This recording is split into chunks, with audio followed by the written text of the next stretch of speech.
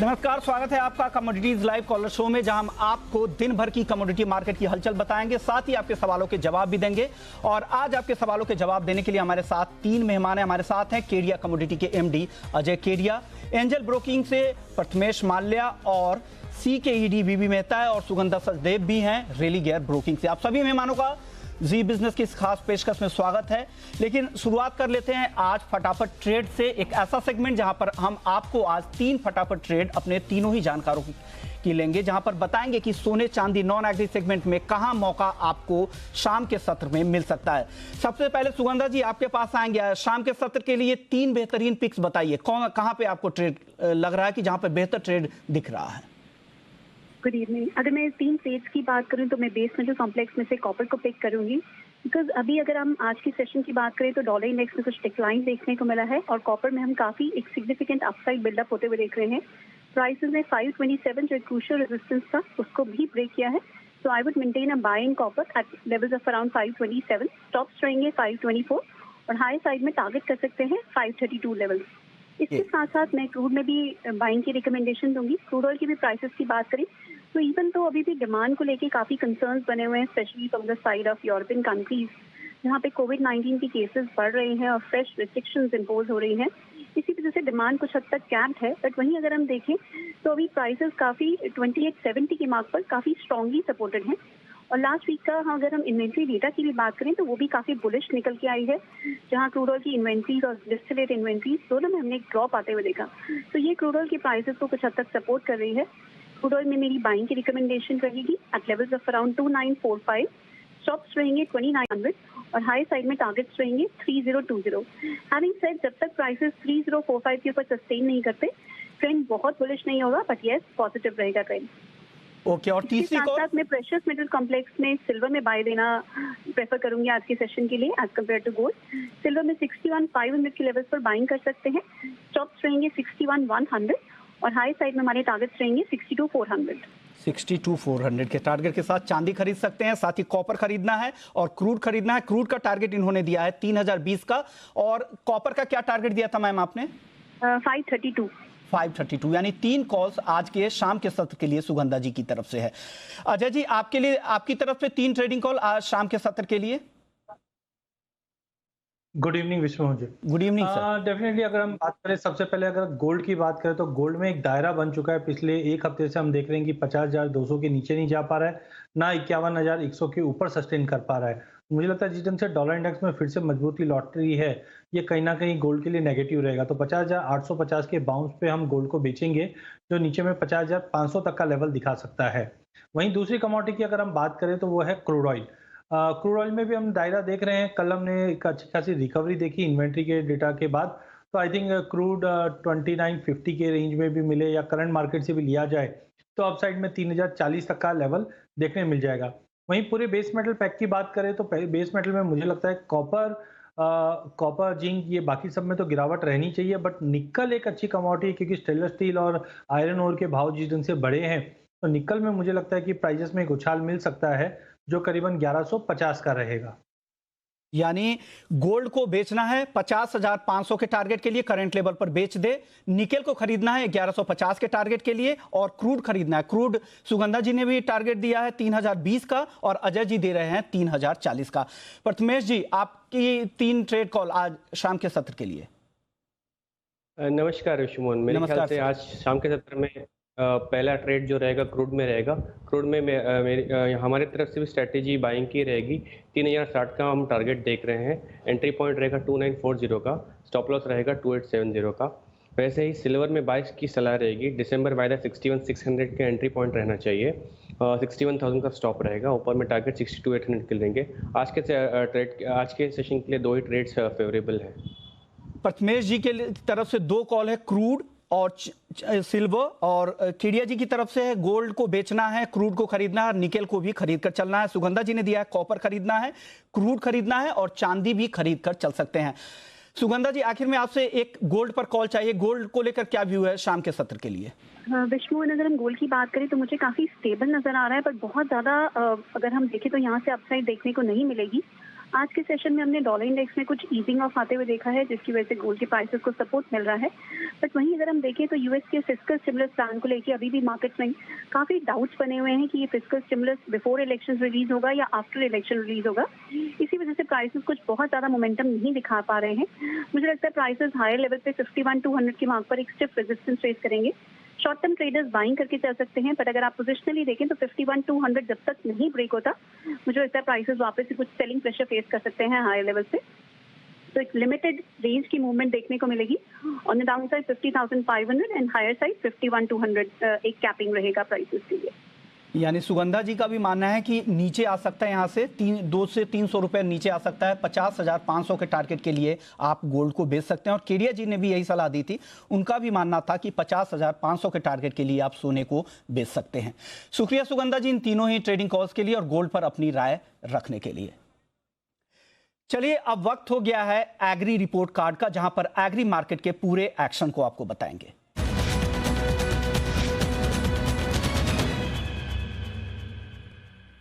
और agri market के action की शुरुआत करते हैं आज हम एडिबल ऑयल काउंटर से, और जहां पर एडिबल ऑयल के इंपोर्ट के जो डेटा आए हैं सी की तरफ से, वो अब तक काफी कमजोर रहे हैं। इंपोर्ट में लगातार गिरावट आ रही है। सितंबर के जो आंकड़े आए हैं उसमें पाम तेल के इंपोर्ट में काफी गिरावट देखने को मिली है। क्या वजह है ये बताने के लिए हमारे साथ है सी के ईडी वीवी मेहता। मेहता जी स्वागत है आपका। क्यों गिर रहा है, क्यों इंपोर्ट कम हो रहा है?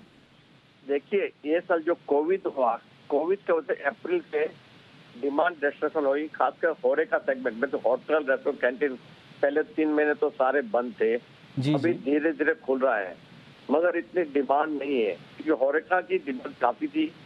उसके वजह से ओवरऑल इंपोर्ट कम हुआ है।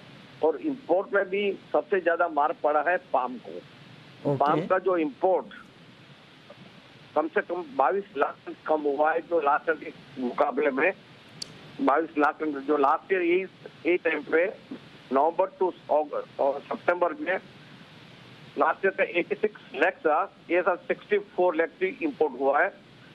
और दूसरा आरबीडी ओलिन बैन हो गया। इस दोनों वजह से 22 लाख टन पाम ऑयल कम आया।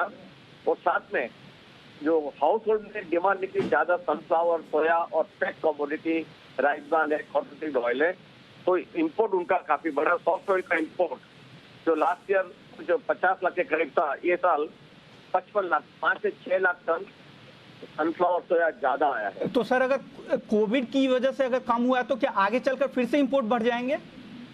हाँ, अगर नॉर्मल से आएगी तो बढ़ेगा ही। जैसे जैसे नॉर्मल होता जाएगा, कोविड की असर कम होगी तो नॉर्मल डिमांड होगी। Normally India consume about 230 lakh की कंजम्पशन है। ये साल कंजम्पशन होगा 210 लाख, कम से 20 लाख टन का कंजम्पशन कम होगा। यानी आगे इंपोर्ट बढ़ सकते हैं। लेकिन फिलहाल जो इंपोर्ट कम हुआ है उससे क्या प्राइस जो बढ़ रहे हैं, क्या उस पर काबू पाना मुश्किल होगा और बढ़ सकते हैं क्या प्राइसेस यहाँ पे डोमेस्टिक मार्केट में? देखिए प्राइस फैक्टर है। आज इंडिया की जो इंपोर्ट है वो कम से 70% इंपोर्ट डिपेंडेंट है, और जो एडिबल ऑयल की इंपोर्ट। जी अभी इंटर से प्राइस अगर आप देखें तो सनफ्लावर की काफी ऊपर की क्यों गई कि यूक्रेन में जो क्रॉप का पहले एस्टिमेट उससे काफी कम निकला है जी। दूसरा फैक्टर है कि सोयाबीन ब्राजील में 30% बायोडीजल में यूज करने का प्लान कर रहा है जी। सेम में इंडोनेशिया ने भी डिक्लेयर किया है कि ज्यादा से ज्यादा पाम ऑयल बायोडीजल में यूज करेंगे। चाइना आजकल सबसे ज्यादा बाई कर रहा है, स्टॉक कर रहा है। क्या रीजन है पता नहीं है, मगर सारी फूड आइटम में चाइना स्टॉक कर रही है। इंडिया का फेस्टिवल है, इसके लिए थोड़ी डिमांड ज्यादा है। इस सारे फैक्टर के वजह से डिमांड निकली है। और एक चीज जो आप बोल रहे हो वो भी सही है, अगर प्राइस ऊपर जाएगी तो लोअर सेक्टर में कंजम्पशन थोड़ा कम होता है। लोअर सेक्टर जो सोसाइटी रहता है जी, उसमें थोड़ा कंजम्पशन कम होता ही है। और सर इंपोर्ट की आपने बात की, कहा 70% तकरीबन हम लोग डिपेंडेंट है बाहर से इंपोर्ट करने में खाने के तेल को लेकर। तो क्या कैसे हम आत्मनिर्भर बनेंगे, किस तरह से? आप लोग एक मिशन की भी बात कर रहे थे, national mission on edible oil, तो उस पर किस दिशा में काम कर रहा है गवर्नमेंट का? क्या रिएक्शन है, कब तक इस पर इसका ऐलान हो सकता है? देखिए वो एक निराशाजनक बात है। हम 2 साल से national mission on edible oil की बात कर रहे थे। पूरा डॉक्यूमेंट 1 साल से तैयार था और कभी भी अनाउंस करना था। पहले बोलते थे कि 500 करोड़ देंगे, हमने काफी उसमें 500 करोड़ रुपया में हर साल में कुछ होगा नहीं जी। फाइनली एग्रीगेट के हर साल 3000 करोड़ रुपया नेशनल मिशन को देगी और 5 साल में 15,000 करोड़ का बजट बनाया था। ये सारी चीजें तय हो गई थी। 2 दफा तो फाइनेंस मिनिस्टर मैडम साहिबा ने पार्लियामेंट के फ्लोर में बजट के टाइम पे बताया कि भाई 10 साल में हम सेल्फ सफिशिएंट हो जाएंगे एडिबल ऑयल में। हमारे प्राइम मिनिस्टर साहब भी बार बार बोल रहे हैं कि भाई एडिबल ऑयल में हम सेल्फ सफिशिएंट होगा, मगर साथ में ग्राउंड रियलिटी में अलग चीजें। अब तक वो नेशनल मिशन और ऑयल सीड डिक्लेयर ही नहीं हुआ है। एक्शन के बाद तो बात की रहेगी। तो कब तक क्या उम्मीद करें सर, क्या उम्मीद कब तक लग रहा है कि कुछ होगा, इस दिशा में काम होगी और यहाँ पर भी प्रोत्साहन मिलेगा? मेहनत करें, अभी तो उम्मीद करना ही गलत है। अभी जब भी गवर्नमेंट सोचेगी तब करेगी। 1 साल से पीछे लगे थे। पहले तो बता रहा था एक दफा तो कि अगस्त तक में अनाउंस हो जाएगा, अब तक अनाउंस नहीं हुआ। और अभी जो अंदर से सुन रहा है तो और 2-3 महीने, ये तो अप्रैल नए बजट में जाएगा ऐसा लग रहा है। ओके, तो इसका मतलब है कि गवर्नमेंट एकदम वन साइड बात कर रही है आत्मनिर्भर जी और सामने जो मेन फोकस है ऑयल सीड पे, उसमें फोकस नहीं हो रहा है।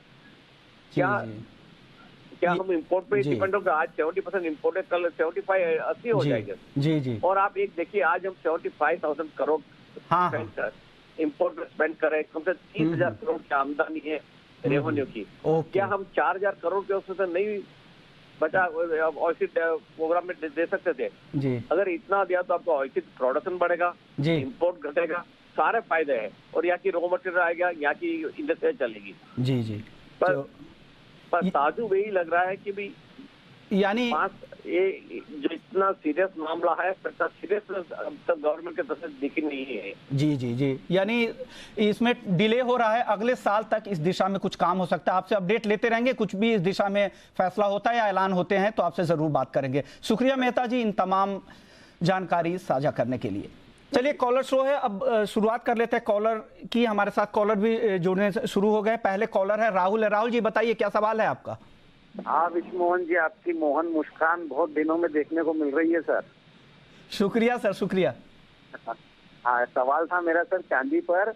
ये चांदी मार्च तक या दीपावली तक दोनों टारगेट ऊपर के या नीचे, और टारगेट क्या रहेंगे? मार्च तक और दीपावली तक दोनों ऊपर के टारगेट आप जानना चाह रहे हैं? क्या आप इन्वेस्टर हैं या ट्रेडर हैं? नीचे के मैं इन्वेस्टर हूँ सर, ऊपर और नीचे दोनों के टारगेट। ओके, आपको एक रेंज चाहिए मार्च तक के लिए। प्रथमेश जी, मार्च तक का रेंज एक बता दीजिए सिल्वर में, ऊपर और नीचे का क्या किस दायरे में ट्रेड करेगी चांदी? ऊपर में मेरे ख्याल से 72,000 देख सकते हैं, और नीचे में पॉसिबली अराउंड 54,000 तक की पॉसिबिलिटी दिखाई दे रही है। बट और इन्होंने नवंबर यानी दिसंबर, ये जो दिवाली तक का इन्होंने सवाल किया है, मेरे ख्याल से यहाँ से पॉसिबिलिटी है 64,500 तक की पॉसिबिलिटी दिखाई दे रही है। यानी 64,500 और 54,000 लोअर लेवल, और ऊपर की तरफ 64,500। अगले कॉलर भी आ गए हैं, पवन है चंदौसी से। पवन जी पूछिए, क्या सवाल है आपका? सर जी, अक्टूबर में था 960 रुपए का बिका हुआ चल रहा है। और अक्टूबर में मेहनता नीचे में मुझे कहाँ मिलेगा जो कि मैं उसे बाई कर लूं, और कितना नीचे डाउन लग रहा है इस अक्टूबर में? मुझे थोड़ा सा ये जानना चाह रहा हूँ। ओके, कहीं से बेस्ट बाई पड़ सकती है आगे को या नहीं पड़ सकती है? जैसे दिसंबर, नवंबर, जनवरी कुछ तेज लगता है, नहीं लगता है, या डबल में लेकर आगे और बढ़ा दो उसके लिए? अक्टूबर के लिए इनको मेंथा ऑयल पर राय चाहिए कि कहां पे एंट्री करे, कौन सा बेहतर लेवल होगा? किरिया जी, मेंथा का आउटलुक चाहिए सिर्फ अक्टूबर के लिए? देखिए, खाली अगर अक्टूबर की बात करें तो एज ऑफ नाउ डिमांड बिल्कुल निकल नहीं पा रही। इस बार प्रोडक्शन काफ़ी अच्छा था, जिसके चलते प्राइसेस में कंटिन्यू दबाव था। बट लोअर साइड से जैसे जैसे अनलॉकडाउन हो रहा है, डिमांड भी इंप्रूव हो रही है। अगर खाली हम अक्टूबर की आउटलुक की बात करें तो मुझे लगता है लोएस्ट टू लोएस्ट 920-925 का जो दायरा है, इसके नीचे जाता हुआ नहीं दिखाई दे रहा है। जबकि एक चीज़ ध्यान रखिए, अगर 970 का लेवल अगर ये तोड़ देता है तो हम एक नई तेजी के लिए मार्केट में ब्रेकआउट देखेंगे। मैक्सिमम डाउन साइड मुझे लगता है 925, उसके बियॉन्ड जाएगा नहीं। बेटर अगर शॉर्ट पोजीशन है तो उसको स्ट्रिक्ट स्टॉप लॉस लगा के 925 तक कवर कर लीजिए। यानी नीचे की तरफ का जो दायरा इन्होंने बताया 920-925, ऊपर का जो रेंज है वो है 970 रुपए का मेंथा का। ये ध्यान रखिएगा अक्टूबर कॉन्ट्रैक्ट के लिए। अगर आप शॉर्ट पोजीशन में हैं तो उसे काट ले, वो ज्यादा बेहतर होगा। अगले कॉलर आ गए हैं, मनोज जी हैं मुंबई से। मनोज जी पूछिए, क्या सवाल? है। मेरा सवाल अजय केडिया सर से है जी। मैंने सोयाबीन 4067 पे दिसंबर कॉन्ट्रैक्ट सेल की है। ओके, तो मुझे क्या मेरे रेट आ जाएंगे, क्या करना चाहिए, अभी होल्ड करूं या फिर कैसा करूं? 4067 पे आपने दिसंबर कॉन्ट्रैक्ट को सेल किया है, केडिया जी क्या करें, उनका लेवल आ जाएगा क्या? देखिए, टाइमिंग जिस ढंग से जो मौसम खराब हुआ है जिसके चलते हमने क्रॉप डैमेजेस की अपडेट आते हुए देखी है, वो प्राइजेस को सपोर्ट कर रहा है। अदर देन डैट कोई ऐसे फैक्टर नहीं है जो सोयाबीन को सपोर्ट करे। क्रॉप साइज हमारी पिछले साल से ज़्यादा है, डिमांड इस वक्त ज़्यादा नहीं है, बट एक हम बोल सकते हैं कि जो डैमेजेस है उसका आकलन नहीं लगा जा रहा है, जिसकी वजह से तेजी है। तो टाइमिंग मुझे लगता है जब तक प्राइजेस 4050 के ऊपर होल्ड है, बेटर है शॉर्ट से बचे। मे भी पॉसिबल है कि एक स्पाइक कर सकते हैं, क्योंकि इंटरनेशनल फैक्टर भी थोड़े पॉजिटिव हो गए हैं। चाइना जिस ढंग से बाइंग कर रहा है, तो मुझे लगता है कि प्राइजेस 250 से 280 तक ऊपर में जा सकता है। तो सबसे पहले सलाह रहेगी आप शॉर्ट से एक बार निकल जाइए। जब तक प्राइजेस 4050 का लेवल नहीं तोड़ता है, पॉसिबल है कि ऊपर में 250 से लेके 280 तक का भी लेवल देख पाएंगे। यानी ट्रेंड अभी पॉजिटिव ही है, इसलिए आपको ट्रेंड को फॉलो करना चाहिए। अगर ट्रेंड फॉलो करते हैं तो आपको शॉर्ट पोजीशन से अपने निकलने की कोशिश करनी चाहिए। जब भी नीचे की तरफ आए तो कोशिश करें कि निकल जाए और अपने लॉस को कम करें। अगले कॉलर है सुल्तान, है गुजरात से। सुल्तान जी पूछिए, क्या सवाल है? हाँ जी, पहले तो विश्व मोहन जी वेलकम, आप ऑफिस शो में, अच्छा लगा, बहुत दिनों बाद मिले। शुक्रिया सर। अच्छा, मेरा सवाल केडिया जी से है, ये कपास खली में क्या लग रहा है? मुझे स्टॉक करना है तो कहाँ फेयर वैल्यू लगता है उनको? तो आप ट्रेडर हैं या क्या है, स्टॉकिस्ट वगैरह? मैं फिजिकल में ट्रेडर हूँ, स्टॉक भी करता हूँ। तो अभी ये लास्ट ईयर तो कुछ रिटर्न नहीं मिला, अभी ये साल लेने में फायदा है क्या? ऐसे केडिया जी से राय चाहिए हमें। केडिया जी क्या लग रहा है, क्या इस साल फायदा होगा क्या लेने में कॉटन केक? देखिए, first of all dairy industry और रेस्टोरेंट इंडस्ट्री पूरा एकदम बैठा हुआ है, जिसकी वजह से ज़्यादा डिमांड निकल नहीं पा रही। नो डाउट अनलॉकडाउन हुआ है, अगस्त से हमारी भी उम्मीद है धीरे धीरे डिमांड बढ़ेगी, बट इस वक्त अल्टरनेट जो है कैटल फीड में वो काफ़ी ज़्यादा अवेलेबल है, जिसकी वजह से कोई बड़ा उछाल नहीं आ पा रहा है। लास्ट मंथ भी हमने जिससे एक्सपेक्ट किया था मार्केट में उछाल जरूर आया, बट वो 2000 के ऊपर सस्टेन नहीं कर पा रहा है। बट आई थिंक 1750 से 1800 का जो दायरा है ये काफ़ी फेयर प्राइस है। यहाँ पे पूरी 100% कैपेसिटी से तो नहीं, बट 50% कैपेसिटी से आप जमा कर सकते हैं, बिकॉज ओवरऑल हम समझते हैं जैसे जैसे अनलॉकडाउन हो रहा है धीरे धीरे डिमांड बढ़ेगी। और खास करके अभी जो गुजरात, महाराष्ट्र, तेलंगाना यहाँ पे क्रॉप जो डैमेज हुआ है, इसका एक कैस्केडिंग इफेक्ट अगले 20-25 दिन में हम देखेंगे कॉटन सीड पे भी आता हुआ दिखाई देगा।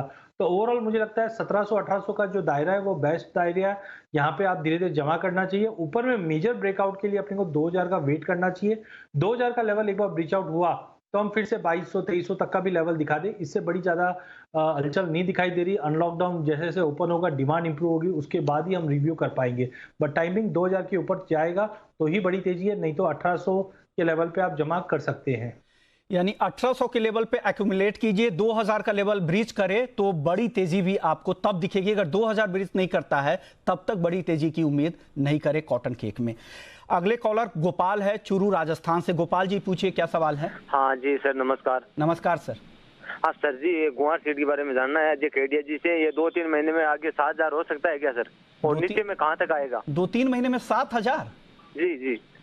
क्या लग रहा है केडिया जी, क्या 7000 हो जाएगा क्या गुआर सीट? देखिए, कमोडिटी मार्केट से लोगों की एक्सपेक्टेशन बहुत ज़्यादा बढ़ गई, जिस ढंग से हमने गोल्ड सिल्वर में भी बढ़ोतरी आती हुई देखी। गवार ने भी अच्छी खासी रिकवरी दिखी है, हमने 3200 से करीबन 42 का लेवल तो ऑलरेडी देख चुके हैं। बट मेरी सलाह रहेगी 42 को ध्यान रखिए, क्योंकि पिछली बार भी जब हमने 42 का लेवल छूते हुए देखा था, वहां पे हमने देखा जो कमजोर हाथ है, जिनके पास पुराना माल पड़ा है, वो 42 पे लिक्विडेट करना चालू कर दिए हैं। चार्टिकली फंडामेंटली काफी स्ट्रांग है, क्रॉप साइज कम है, बट एक्सपोर्ट डिमांड में ज्यादा उछाल नहीं है। बट मुझे लगता है टेक्निकली अगर 4200 के ऊपर वीकली बेस पे होल्ड हो जाता है तो जरूर हम एक तेजी देख पाएंगे जो 4800 से 5200 तक का लेवल दिखा दे। बट 7000 बोलना इस वक्त थोड़ा सा जल्दबाजी रहेगी। मुझे लगता है सबसे पहले हमारा टारगेट होना चाहिए 4200। 42 के ऊपर अच्छे से होल्ड हो जाता है तो 4800 के लिए ध्यान दीजिए। बट ओवरऑल मुझे लगता है 4000 के ऊपर काउंटर काफी स्ट्रांग है, जाने में कुछ नहीं है बड़ा, बट आने में बहुत कुछ है। सर 5000 का जो लेवल है उसका टाइम फ्रेम क्या रहेगा, कब तक आ जाएगा, क्या कोई टाइम फ्रेम देंगे अभी?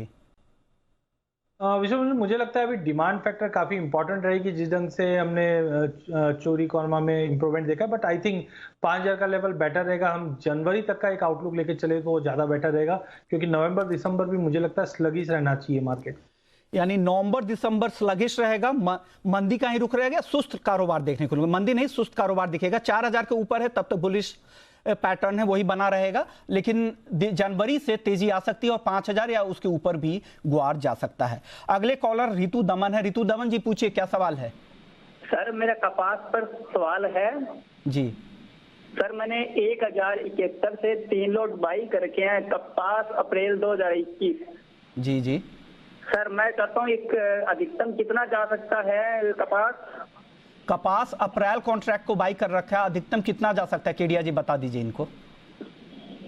देखिए कपास में डोमेस्टिक फैक्टर भी है, इंटरनेशनल फैक्टर भी, जिस से चाइना कंटिन्यू सोयाबीन कॉटन ये सब बाय कर रहा है। इंटरनेशनल में भी 70 सेंट तोड़ने के लिए बिल्कुल तैयार है। डोमेस्टिक मार्केट में अब जो डैमेजेस है वो प्राइजेस को सपोर्ट करता हुआ दिखाई देगा।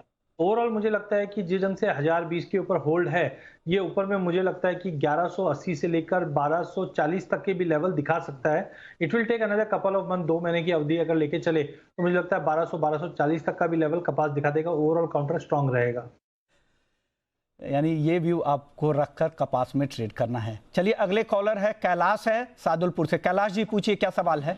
नमस्कार सर। नमस्कार सर, करंट कॉन्ट्रैक्ट के अंदर सिल्वर 70,000 जा सकता है क्या? करंट कॉन्ट्रैक्ट जब प्रथमेश जी क्या लग रहा है, 70,000 करंट मंथ का जो कॉन्ट्रैक्ट है वो क्या जा सकती है क्या चांदी? जिस हिसाब से पहले सिल्वर मूव है उस हिसाब से एक्सपेक्टेशंस काफ़ी बढ़ रही है इस कमोडिटी में। 70,000 नहीं, बट मेरे ख्याल से 65,000 तक की पॉसिबिलिटी बहुत जल्द दिखाई दे रही है, यानी 65। केडिया जी आपको क्या लग रहा है, 70,000 क्या जाएगी चांदी? मुझे देखिए इलेक्शन फैक्टर सामने है, बट 70 तो नहीं लग रहा, बट मुझे लगता है कि 66, 67 तक का लेवल हम दिसंबर एक्सपायरी में देख पाएंगे। बट इंपॉर्टेंट रहेगा 3 नवंबर जो यूएस के इलेक्शन का डे है। But I think 67,000 should be the fair price, यानी 67 फेयर प्राइस दिख रहा है, वो आ सकता है। चले अगले कॉलर आदित्य है मुंबई से। आदित्य जी पूछिए, क्या सवाल है? नेचुरल गैस पे क्या करना चाहिए अभी करंट भाव पे? नेचुरल गैस पे करंट भाव पर क्या करना चाहिए? प्रथमेश जी आपकी कॉल करंट भाव पर।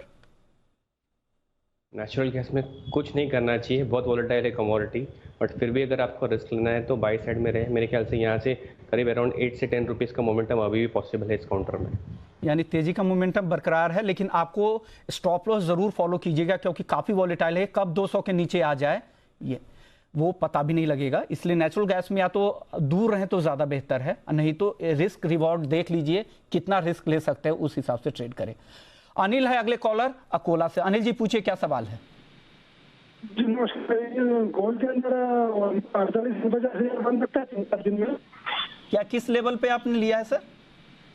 गोल्ड ये 50,500 लिया है जी। ये नीचे भी मिल सकता है क्या अजय जी क्या लग रहा है गोल्ड पर? देखिए जिस से मैं इनका सवाल समझ पाया, डाउन साइड मुझे रेस्ट्रिक्टेड लग रहा है, ज्यादा कोई बड़ी मंदी मत पकड़ी है। हमने मल्टीपल ऑफ टाइम देखा प्राइजेस 50,000 के नीचे जाता है बट सस्टेन नहीं कर पाता है। तो वर्स्ट टू वर्स्ट मुझे लगता है कि अगर कोई बड़ा इवेंट होता भी है तो 1800-1820 जो हम इंटरनेशनल में पकड़ रहे थे, अब वो रिवाइज करके $1840 हो गया, जो डोमेस्टिक मार्केट में 49,200 49,500 मैक्सिमम है। इसके नीचे मुझे नहीं लगता है कि इमीडिएटली कोई बड़ा फॉल आ जाए। अगर 49,500 तक आता है तो परपेचुअल के हिसाब से आप बाइंग करके चलिए। जॉब साइड में मुझे लगता है कि मार्च तक का भी अगर हम बात करें तो 56,000 का भी लेवल दिखा दे। दिवाली हम मोस्ट प्रॉब्ली 52, 52.5, 53 तक का भी लेवल दिखा दे। तो ओवरऑल ज्यादा बड़ी मंदी सोने चांदी में नहीं है। थोड़ा बहुत अगले 15 दिन में जो गिरावट मिलेगी वो मिलेगी, उसके बाद अच्छी तेजी रहेगी। यानी जो बड़ी मंदी की संभावना कम है गोल्ड में, इसलिए अब अगर करंट लेवल पर बेचे तो 300-400 रुपए नीचे का टारगेट आपको दे रहे हैं। 50,500 केडिया जी ने और सुगंधा जी ने भी दिया है 50,500 नीचे का टारगेट, लेकिन बड़ी मंदी नहीं है और इन्वेस्टर्स है तो बाई करके ही चले, इससे सेल से दूर रहना चाहिए। राहुल अगले कॉलर है मुंबई से। राहुल जी पूछिए, क्या सवाल है? हम गोल्ड में ट्रेड करते हैं जी। मैं 3-4 दिन से ट्रेड नहीं कर पा रहा हूँ, क्यों जितने भी एनालिसिस एंट्री पॉइंट बोलते, टारगेट पॉइंट बोलते, जो एंट्री पॉइंट से आता है नहीं टारगेट पॉइंट आ जाता है। देखिए ट्रेड रोज करना जरूरी भी नहीं है, आप रिस्क आप पैसे बचाना ज्यादा जरूरी है। बाजार में बहुत हर दिन मौके मिलते हैं और एसेट क्लास इतने हैं, कहीं भी आप पैसे बना सकते हैं, लेकिन रोज ट्रेड करके रोज पैसे गंवाना भी सही नहीं है। आप आज ट्रेड करना चाहते हैं?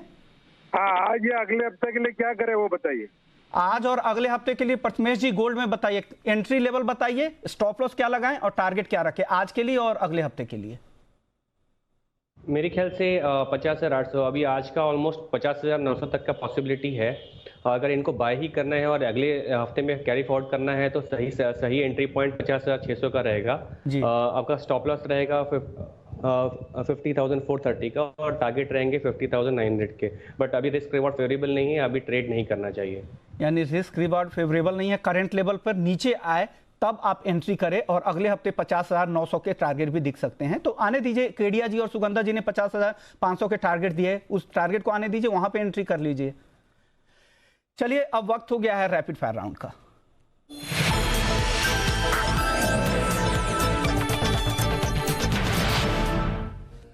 केडिया जी आपकी पहली रैपिड फायर कॉल। विश्व जी मुझे लगता है गोल्ड अच्छा रहेगा, थोड़ा बाउंस मिलता है 50,850 तक, वहां पे बेच के चलिए। 51,100 का स्टॉप लॉस रहेगा, 50,500 का टारगेट रहेगा गोल्ड। प्रथमेश जी आपकी रैपिड फायर कॉल।